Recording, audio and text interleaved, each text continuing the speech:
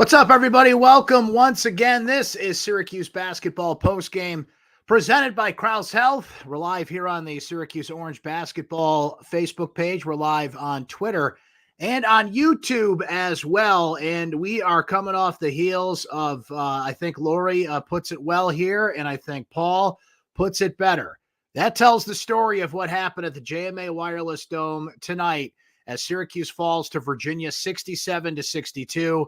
The Orange fall to 13-10, 6-6 in ACC play. Virginia has now won 7 in a row, newly crowned number 6 in the country today, and really looks to be just really going to make Clemson nervous in terms of who's going to win the ACC going into February. As for Syracuse, that's game, set, match, folks. They are not an NCAA tournament team. Short of winning the ACC tournament, if Syracuse is going to go to the postseason, that tournament's going to have 3 letters, not 4. This is not a tournament team. Once again, they cannot close out a close game, one of their best played games of the year. Frankly, they recover from a terrible effort against Virginia Tech, and they've got a great team on the ropes. Free throws matter, folks. Uncle Brent says it all the time, and it really mattered in this game as Syracuse went 11 of 18 at the free throw line. Virginia went 12 of 15 at the free throw line. I'd imagine some of you are going to have some comments on the officiating. Listen, did some calls go against Syracuse in this game? Yes. Was it as egregious as the North Carolina game? Not even close. And I'll say it again. Syracuse was granted 18 trips to the free throw line, and they hit 11 of those. You have got to close those in a close game. Syracuse just finds ways to lose, makes key mistakes down the stretch, whether that was an offensive foul on Jesse Edwards or not. There was a ridiculous call on Judah Mintz. I mean, a guy jumps over him and he gets called for the foul. Not disputing that, but Syracuse had their chances. They kept this close. They bounced back. It's so agonizing is the word that has to become in mind. As Matt notes here, free throws matter. That's why I say it all the time, friends, especially in games like this. I'm glad William notes this. Poor basketball IQ in the last few minutes. So if you guys want to blame the refs, you go ahead and do that. I'm going to blame Syracuse for not hitting their free throws and some mistakes down the stretch, while noting that ACC, and this, I don't believe this was an ACC crew in the building tonight, but just noting that officiating once again was not good. It was not consistent. It's been a problem. What a weekend for bad officiating in the NFL. That not call on LeBron James in the Lakers Celtics game. I mean, it hasn't been good. I'm not going to defend that, but that's not why Syracuse lost this game. Flat out, period. You can make that case for North Carolina. You cannot make that case tonight. And look, it's another quad 1 game that Syracuse let slip right out of their fingers. So that's got to be looked at too. News coming out of the JMA Wireless Dome before the game, most of you know, but in case you don't, Benny Williams was not even in the building tonight. I'll try and track what Jim Boeheim said about it here. He's at the podium at his press conference, and we'll try and track some tweets, or if you guys see anything out there, pop it right here in the chat. I don't imagine Jim's going to have much to say, but it feels like Benny Williams. I don't want to speculate here, but seems like he would be done if he just didn't show up to a game tonight. It didn't seem to be an injury or an illness in the situation, because they would have obviously disclosed that. So it looks like Benny could be done with this team. He was replaced in the starting lineup on Saturday by Malik Brown, not even in the building tonight. As Tom notes here, we find ways to lose. Good teams do the opposite. Anthony, man, got a lot of talent. Next year will be great. This comment has entered the transfer portal. Anthony with the early contender for comment of the night. John says it right there. Free throws matter for sure. You can't say it enough about this game. Good effort, but find a way to lose. As Brian notes here, NIT chance is getting slim too. What's up, Brian? And yeah, Syracuse is not a shoo-in for the NIT. There's NIT bracketology out there. I went out and found some today because I have that kind of time. They're not even in NIT brackets at this point. That's not even a shoo-in. They may just be playing to avoid a back-to-back losing season. Last year was the first losing season in Jim Boeheim's 47-year tenure, and now they may be looking to avoid just another one of those. So only 3 quad 1 games left on the schedule, and Syracuse needed this one if they were going to have any prayer, any gasp, any momentum going into February, believing they could get themselves into postseason contention. But they let this one go. It would have been a huge win, a statement win, big Monday, ESPN. Jalen Hurts of the Philadelphia Eagles, the latest Adam Weitzman guest, sitting courtside. Syracuse continues to, hate to say it, but they don't have a great record when these celebrities visit. I don't think they've gotten a win in front of any of the NFL guys that have been there. So, I mean, it gives Syracuse that exposure. It doesn't equal wins. It doesn't bring the good karma, if you will. Syracuse got a win over the weekend. Recruiting-wise, Elijah Moore, class of 2024, top 100 recruit, great shooter, was sitting courtside with a Boogie with the Hoodie and Fabulous, the rappers at the North Carolina game. He commits on Saturday, so Adam Weitzman gets a win in the recruiting game there, in the NIL game there, but Syracuse has not gotten the wins they needed on the court. As Rick notes, Joe appears to pout when focus is getting Jesse the ball, body language, lack of moving without the ball. Not a fan of the conduct. Michelle watching from LA. Is there any update on Benny? I didn't see coach's presser. Michelle, at this point, unfortunately, I haven't seen anything.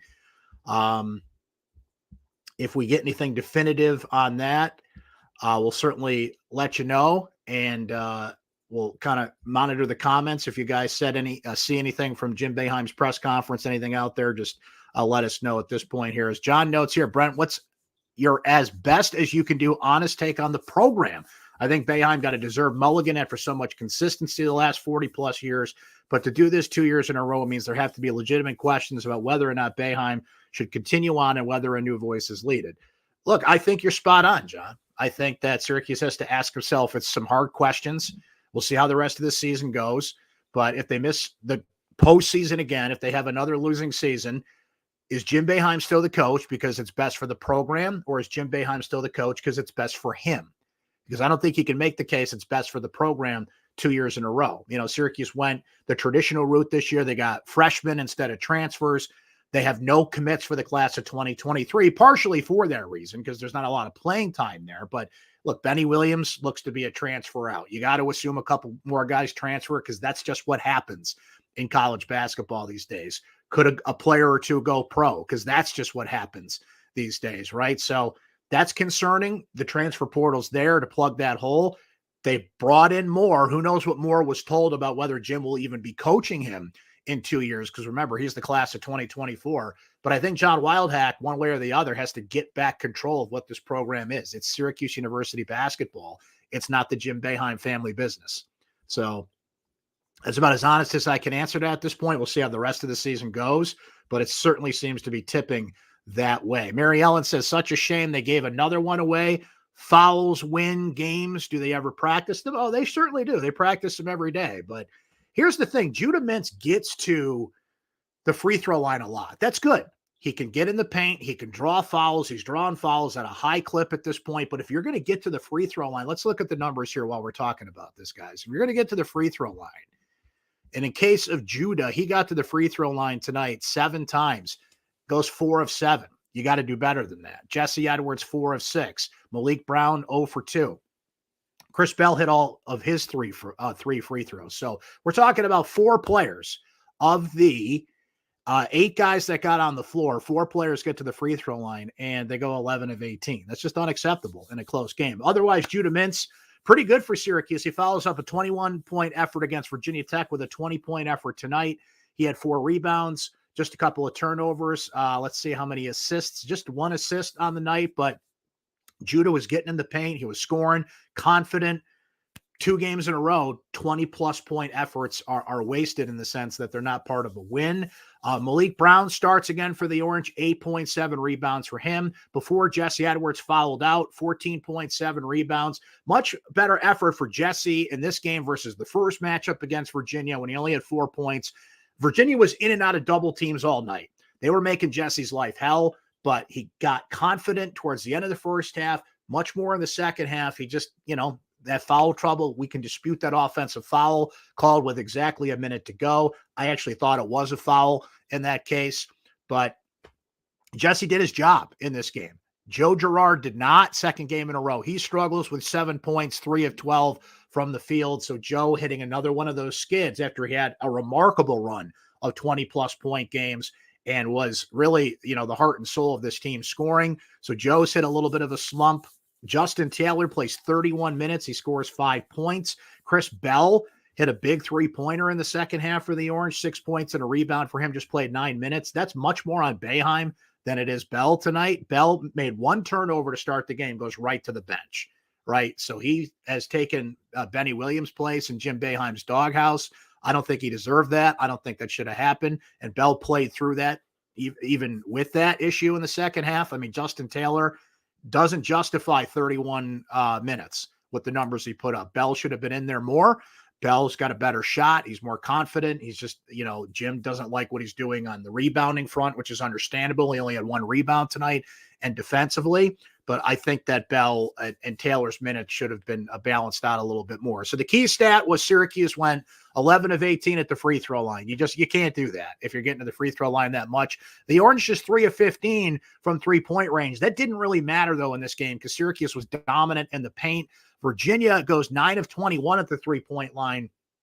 They went, 12? I think they had 12 in the first matchup. And in that game, they hit 7 of 13 from 3-point range in the first half. 9 of 21, that's manageable. You would expect teams to be right around there against that Syracuse zone, which was much better tonight than it was against Virginia Tech. Virginia, 12 of 15 at the free throw line. Big difference there. Syracuse out-rebounded 29-25. Virginia with 11 offensive rebounds on the night. Virginia assisted 19 buckets. Syracuse with 11. Both teams commit 14 turnovers. Points in the paint. Syracuse controlled 36-20. Mintz getting in the paint. Jesse scoring in the paint. They did what they had to do there, and that's not an easy team to score in the paint against.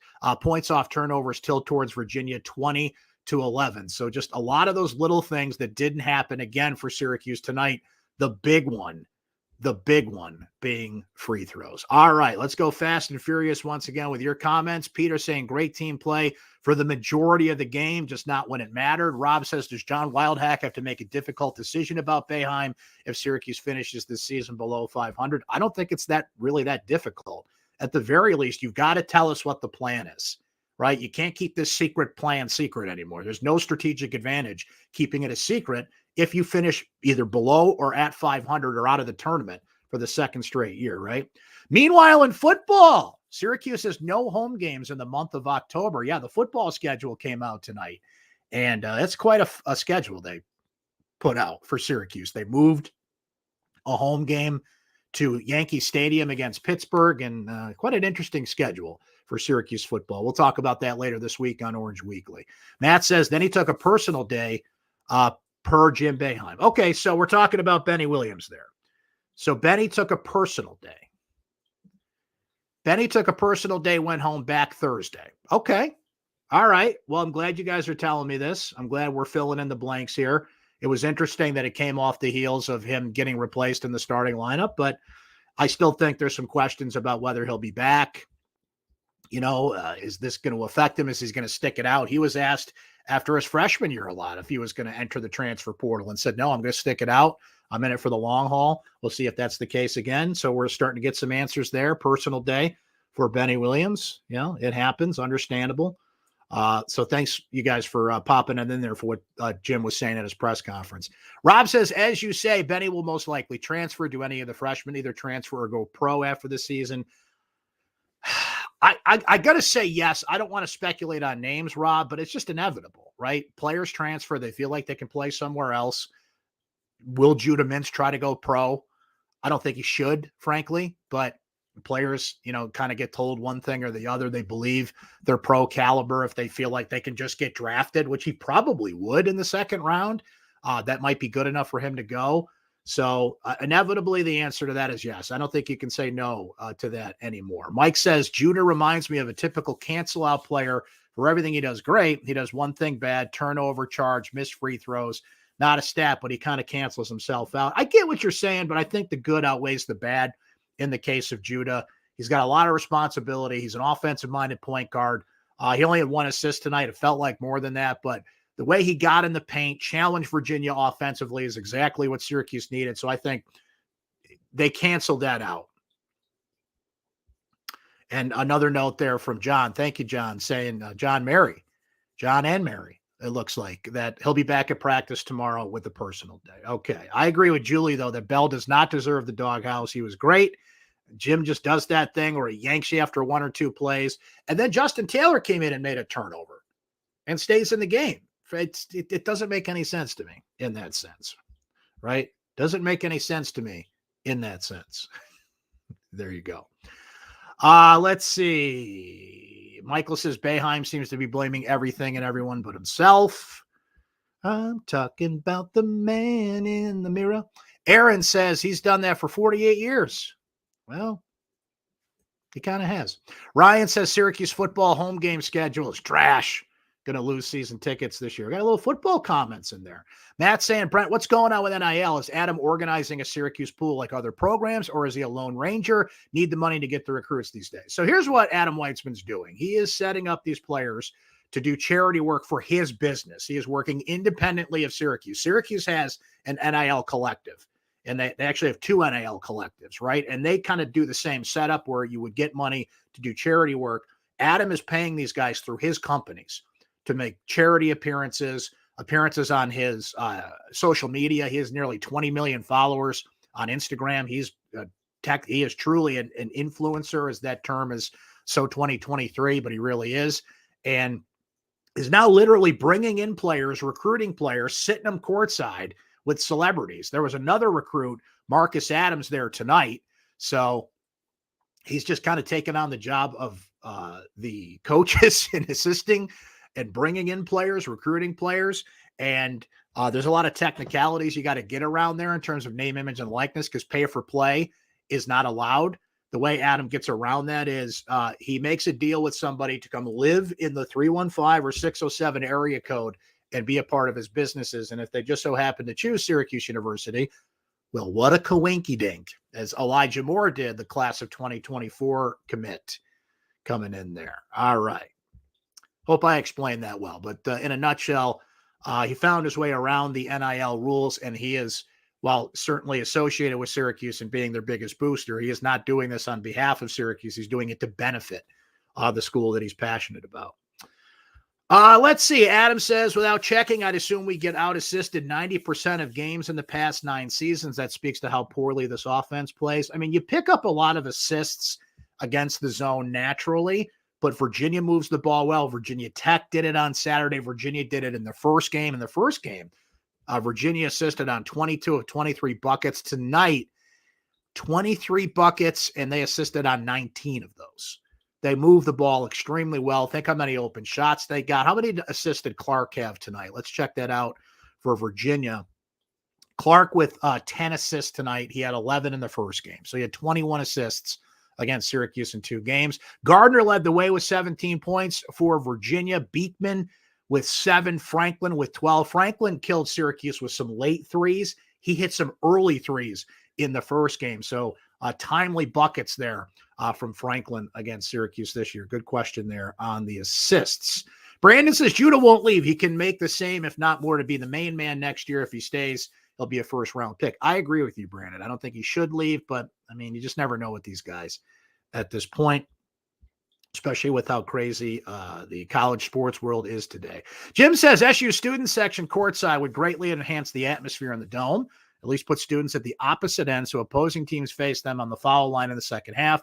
The athletic department not paying attention to the details. I would not push back on that at all. I don't know why they're not closer to the court. It's a rather big student section. That's fine.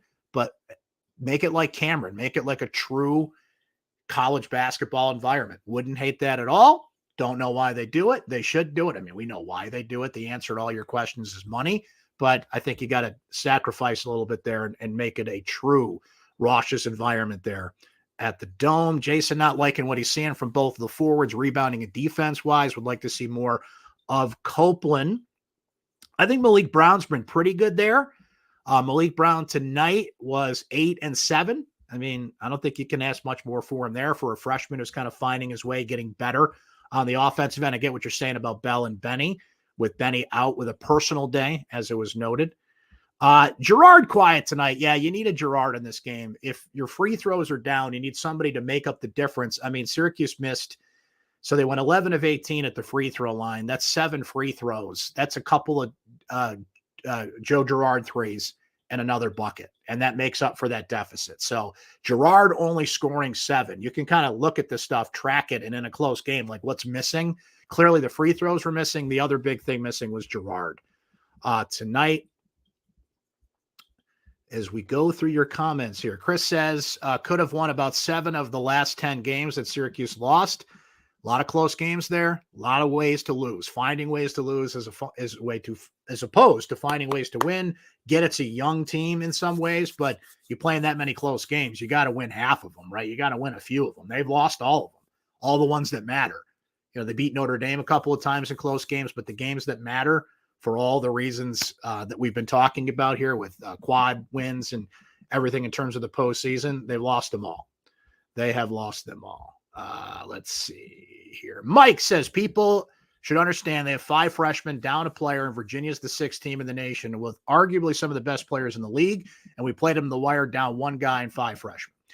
All right. Let me push back on that a little bit, Mike. They've been in enough close games that they're not freshmen anymore. They're sophomores pretty much at this point, number 1. The player they're missing is Benny Williams. They've been missing Benny Williams all along. Benny Williams will have 1 good game and 5 bad games, or won't even show up in the box score. Saturday, I know that he didn't start, and Jim has him on a pretty tight playing time circumstance that if he makes a mistake or two or Jim sees something, he gets pulled out of the game quickly. I understand that. He's on a pretty short leash at this point, but there is an understanding you got to come to that it's going to be February in 2 days. You're so far down the road. You've been in enough of these close games. Even as a young team with 5 freshmen, you got to grow up at some point and win these games.